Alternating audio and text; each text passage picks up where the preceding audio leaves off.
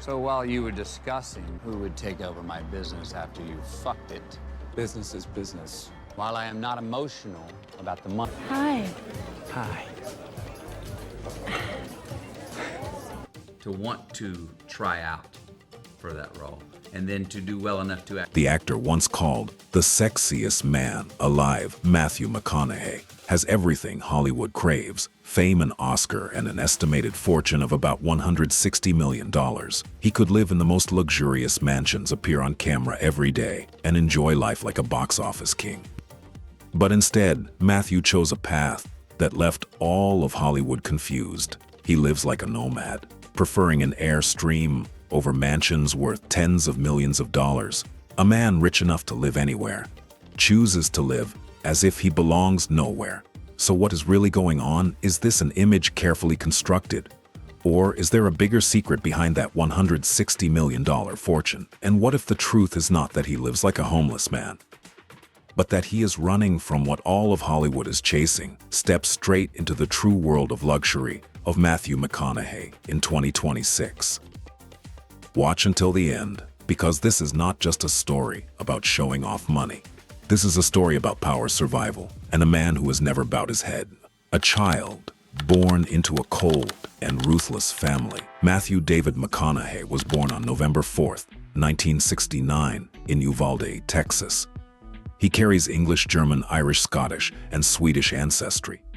His mother, Mary Kathleen, was a kindergarten teacher and also an author from Trenton, New Jersey.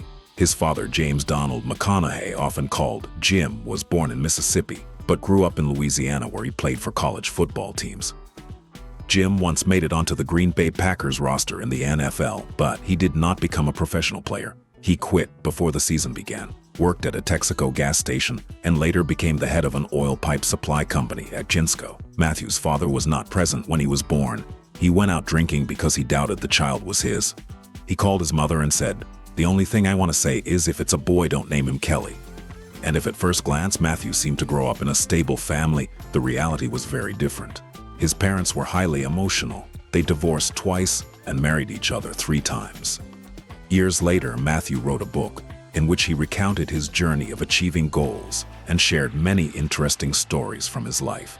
He remembered that at age 10, he got a temporary tattoo and was beaten for it. He was also often punished for swearing and insulting others. When he first threatened to run away from home, his parents packed his bags for him. In 1980, the family moved to Longview, Texas, where he attended Longview High School. In 7th grade, Matthew entered a poetry contest. The day before the competition, he wrote a poem and showed it to his mother. She always said, "Not bad, keep going." He revised it many times, but the answer stayed the same. Finally, she opened a book, pointed to a page, and asked, and he won. According to Matthew, his mother did not like her own childhood, so she rejected the past and created a new version of it, then taught him that. She believed that what you understand, you can make your own and be rewarded for it. No one would find out, or if they did, they would just complain and take back the medal. Perhaps that was how she prepared Matthew to step into acting very early.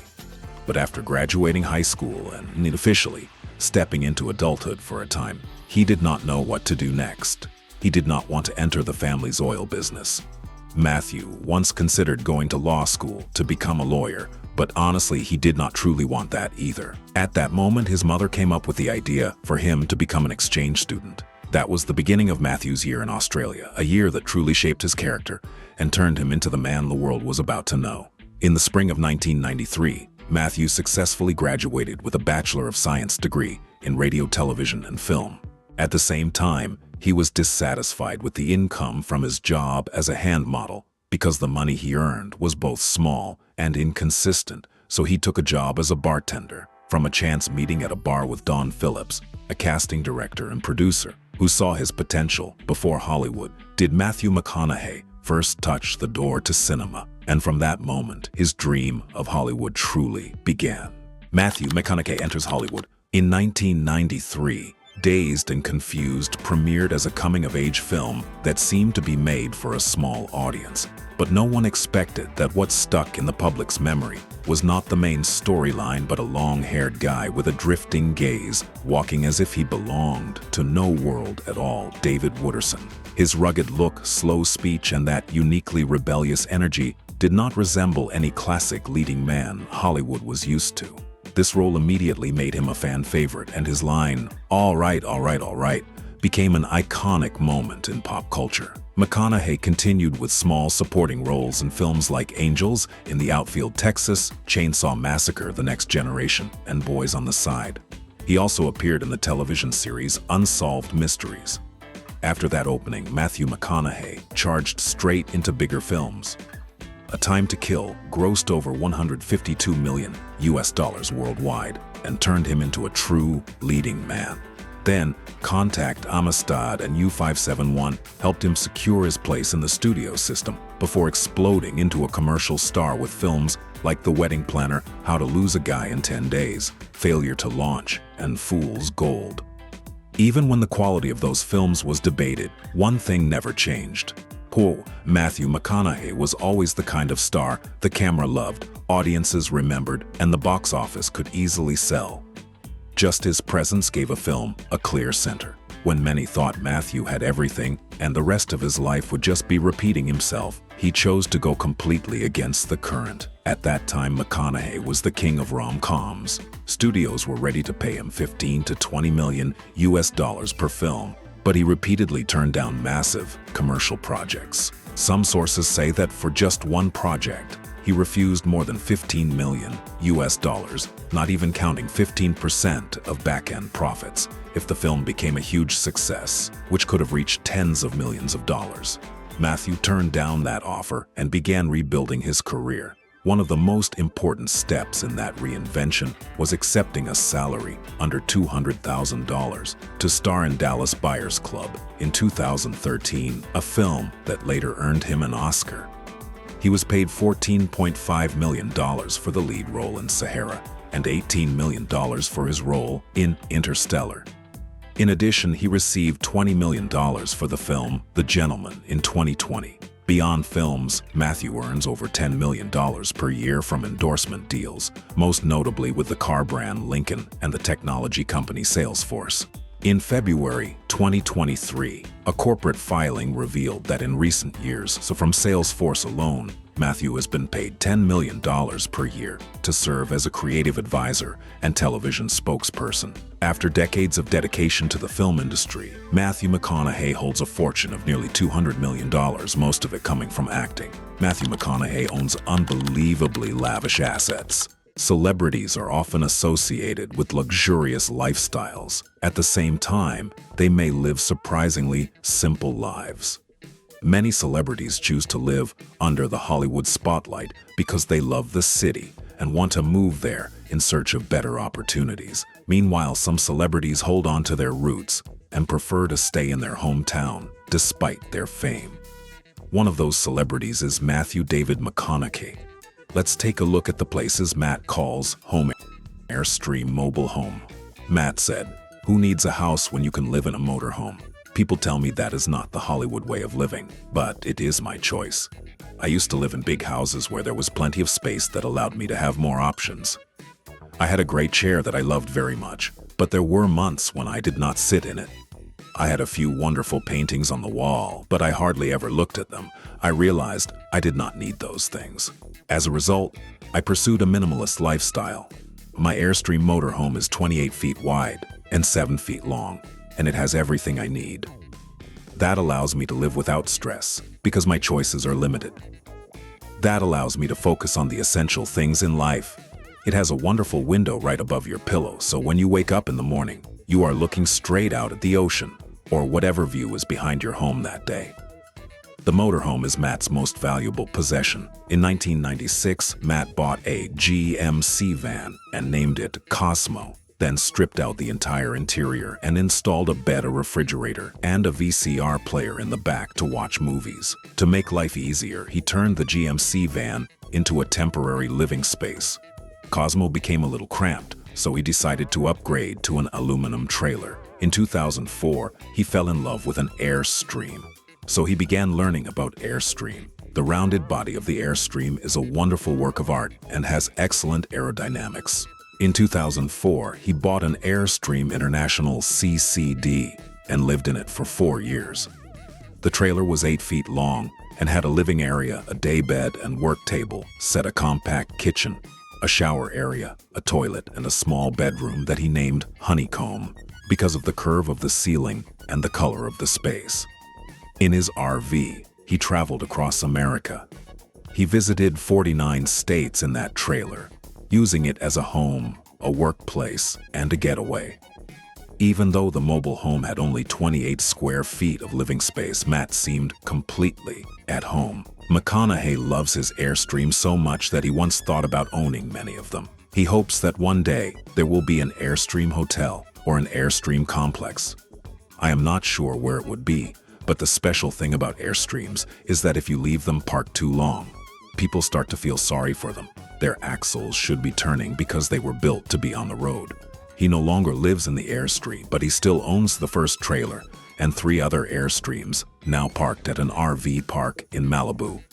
He now lives in a home better suited for a family man with his wife and children. From time to time, he still drives out on cross-country trips. The Malibu estate in California, Matt bought the Inland Point Doom mansion for nearly $10 million in 2007 and later renovated it extensively. Although most details remain unknown, tax records show that Matthew McConaughey's home on the 1.05-acre property had 4 bedrooms and 3 bathrooms with 3,800 square feet of space, although it is unclear whether those numbers are still accurate. According to aerial photos, the heavily wooded property is protected by tall walls and gates and has a very long, winding driveway leading to the mansion, which sits hidden behind the public road in front. The property also came with one of the most coveted extras in Malibu, which is a beach key with access to the strictly protected Little Doom Beach, an almost private celebrity hideaway beneath the nearly vertical cliffs of the Point Doom neighborhood. The McConaughey family had been isolating in Austin since the coronavirus outbreak began. It seems they had no intention of finding a new home anytime soon, so Matt decided to sell their longtime Malibu house. The deal was worth about $14.8 million and was completed in mid-July 2020. The buyer was Oscar-winning filmmaker Phil Lord. Matt does not seem to have completely given up on Malibu. He still owns a fleet of Airstream trailers that he uses for everything from housing to his office. The Old Oak Mansion in Texas. Matt, who was born and raised in Texas, bought this 10,000 square foot mansion south of Austin, Texas in 2012. This vast estate, called Old Oak, cost about $6 million and has 7 bedrooms and 8 bathrooms, 2 island-style kitchens, 1 elevator, a long oak-lined gated driveway with 2 circular motor courts, a fountain, a grand courtyard with multiple staircases, a guest house, and a 4-car garage. They also have 7 boat slips on Lake Austin, just a short distance from the property, and with stunning lake views. The mansion is surrounded by natural scenery and offers an atmosphere like a park. They have places for swimming, boating, and water skiing, as well as enjoying the nearby woods. In 1997, architect Addison Misner built this 9-acre mansion in the Spanish Mediterranean style. Every space was created with elegance. The interior design is refined but not flashy. There is not a trace of Hollywood either inside or outside. The grounds were designed like a tropical paradise. There's a saying, you can take a boy out of Texas, but you cannot take Texas out of the boy. That has never been more true than in the case of Texas-born Matthew McConaughey. He loves his home state so much that he and his family moved there to live. The mansion's interior is influenced by Texas, with a focus on comfortable living spaces, outdoor space, and water activities. For many years it served as a second home. However, his family now calls it Home Sweet Home, the Kopulehu residential area in Hawaii. In December 2020, Matt decided to buy a 1-story vacation property worth $7.85 million on Hawaii's Kohala coast. This sprawling property is located in the beach and golf club area of Kauai Kona, which gives off a sense of casual elegance. Paul Bleck, an architect in Kona, designed the home in Kapuleu. The project was completed in 2020 and includes a 7,000 square foot lot with 5,328 square feet of living space, including 6 bedrooms and 6.5 bathrooms. This lavish villa has 2 primary bedrooms, 2 swimming pools, 2 outdoor fire pits, indoor and outdoor kitchens, and 2 outdoor shower areas. On one side of the house there is a wine cellar, a movie room, a bocce court, and an office. The house also has a study, a 2-car garage, and 2 golf cart garages, along with palm trees and tropical landscaping, turning the place into an ideal Hawaiian retreat. It offers breathtaking views and an environment as peaceful as meditation. With so many luxurious and varied amenities, they will never feel bored. This beautiful home is in a prime location, close to the Four Seasons Hualalai Resort and the Rosewood Kona Village Resort. One of the biggest highlights is the 66-foot infinity pool with a gorgeous beach view. The main gate of the property has guards on duty 24/7. The bedroom suites have private lanai, a Hawaiian tradition. Lanai are covered porches or terraces without enclosed walls. Kona-crafted teak cabinets, large custom cedar sliding doors, cedar lanai ceilings, European quarter-sawn oak flooring, and a glass wine cellar are among the many exquisite wood details. Right now, Matt is enjoying a wonderful vacation, far away from the noisy problems of the city. The simple, private life of Matthew McConaughey. If you only look at Matthew McConaughey's fortune, many people would think he must live like a Hollywood king, with mansions, loud cars, and a schedule built around parties. But the closer you look, the more you see Matthew moving in the opposite direction. He does not live like a homeless man, and he is certainly not the kind of star who likes to create a rough image just to stir curiosity. What makes him different is that Matthew has always carried a nomadic spirit within him. He likes to move, likes wide open space, likes the feeling of driving across long roads, and likes a rhythm of life where he can still hear his own breathing. That is why Matthew's image is always tied to Texas, to ranch life, to wide yards, and to a life far enough away that Hollywood cannot reach him every single day. The decision to leave California for Texas in 2014 says a lot. It was not just a move. It was the way Matthew pulled himself out of a machine that makes many stars rich very quickly, but also makes them lose themselves just as quickly. In Texas, he found a slower rhythm, fewer paparazzi, fewer lights, and more time for family. For Matthew, home is not just a place with high real estate value or an address that makes other people gasp. Home is where he can live at his own speed, have dinner with his wife and children, drive without being followed, and wake up in a space that does not pressure him to appear as a symbol.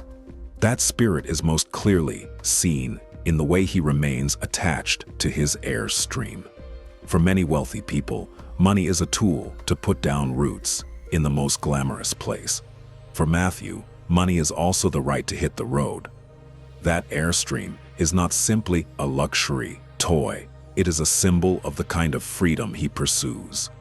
A man wealthy enough to live anywhere chooses to carry his home on wheels. That says a great deal about Matthew's way of thinking. He does not hate money. He does not pretend to despise wealth either. He simply does not want his fortune to turn him into a prisoner of comfort, glamour, and public expectation. That is why from the outside, Matthew McConaughey looks more like a man stepping back from Hollywood than diving deeper into it. But he is not retreating. He is simply choosing to stand far enough away to hold on to himself. That calmness makes his image different, but behind that calm exterior, there was a time when his life almost slipped in another direction because of one night of losing control. Financial and legal scandals.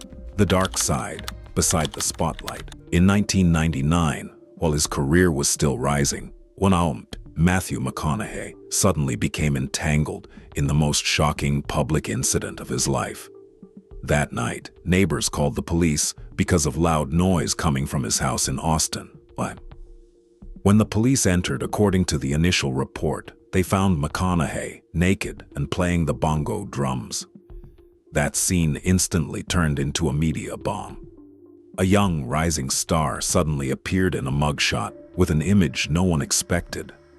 It was the kind of moment where one single night is enough to make all of Hollywood look at you differently. What matters is saying it correctly, The initial record mentioned suspicions involving marijuana and paraphernalia, but the drug charges were later not pursued because there was not enough basis. In the end, the case was mainly tied to a noise-related disturbance violation and a small fine. In other words, this was not the beginning of a string of serious crimes, nor was it a dark record that lasted for years, but it was still a major cut in Matthew McConaughey's public image. Because what this incident exposed was not just recklessness, it showed a very cold truth. How quickly a person can lose control of his own image. Just one night, just one noise complaint, just one police report, and everything immediately changes color. That scandal did not destroy his career, but it was enough to remind Matthew that freedom and lack of restraint are two very different things. And strangely, after his wildest years, what pulled Matthew back was not Hollywood, but a woman who stepped into his life on one fateful night. A love story of nearly 19 years that began with a meeting in a nightclub. In 2006, in a noisy nightclub in Los Angeles, Matthew McConaughey met Camilla Alves. It was not the kind of setting people usually use to begin the story of a lasting marriage that would endure for nearly 2 decades. But for Matthew, that moment felt more like a turning point. After many years of living like a free man, loving movement, loving adventure, and not wanting to be tied down, he suddenly saw a woman who made him no longer want to continue that old way of life. Matthew himself once said he was drawn to her at first sight. That sounds very Hollywood, but the important part is not the romance. The important part is that after that night, his life truly changed direction. Camilla Alves did not just enter Matthew's life as a life partner. She appeared at exactly the moment when he needed to look at himself again. Beside Camilla, Matthew was no longer the rugged Texas guy who only followed instinct. He began to see clearly what kind of man he wanted to become, what kind of person he wanted to grow old with, and what kind of family he wanted to build. The two welcomed their first child before getting married, then had their wedding in 2012. After that, they had a total of 3 children. That order says a lot. This was not a marriage built to fit a public image. It was formed from real life, real responsibility, and from the decision to step into family life in a serious way. Camilla was also an important part of the period when Matthew reshaped his career. Many sources emphasized that she supported him at the time he turned down easy, money rom-com roles in order to seek deeper, harder, and riskier roles. That matters a great deal. Because for a star at the peak of commercial success, to dare to change direction, he does not only need professional courage, he also needs a strong enough foundation behind him. So this love did not just bring marriage. It pulled Matthew McConaughey out of the orbit of living only for himself and placed him into a life with family responsibility and longer-term purpose. And when a man stops living only for himself, money and fame begin to be used for something greater. Matthew McConaughey and his influence in charitable work. There is a very striking paradox in Matthew McConaughey.